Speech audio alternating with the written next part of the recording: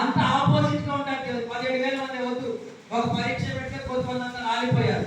మళ్ళా రెండోసారి ఏం పెడతారంటే అందరినీ నీళ్లు తాగమను, ఎవరైతే కుక్కలాగా కతికారో వాళ్ళు ఎదిగిపోమను, ఎవరైతే దోషి తీసుకొని నా తాగిన వారే ఎదుర్కోవాలన్నాడు. అంత ఎంతమంది మిగిలాడు తెలుసా? 300 మంది మిగిలాడు.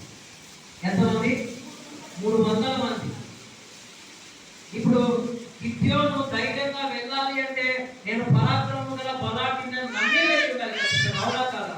కొన్ని వేల మంది ఉన్నప్పుడైతే ఎవరైనా వెళ్ళగలము, కానీ 300 మందితో వెళ్ళు, నేను యుద్ధాన్ని జయిస్తాను అన్నప్పుడు, నీకు విజయం ఇస్తానన్నప్పుడు గిద్యోను నమ్మాడు.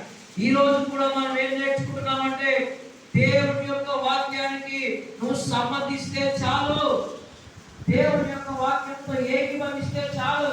నీవు నీతి మంత్రులు అన్నప్పుడు ఎస్ నేను నీతి మంత్రులని ఆమేన్ అని చెప్పగలిగితే చాలు. నీవు ఐశ్వర్యవంతులవే అన్నప్పుడు అవును నేను ఐశ్వర్యవంతులనే యేసుక్రీస్తుని చెప్పగలిగితే చాలు. మనం ఏం చేస్తామంటే కొంచెం దేవుడికి తెలియాలనుకుంటాం, దేవుడి అజ్ఞానం అనుకుంటాం. ఆయన మాట ప్రకారం మనం వినాలి కానీ, ఆయన మాట ప్రకారం మన మాటలు మార్చుకోవాలి కానీ, మన మాటల ప్రకారం ఆయనను మారమని అడగకూడదు.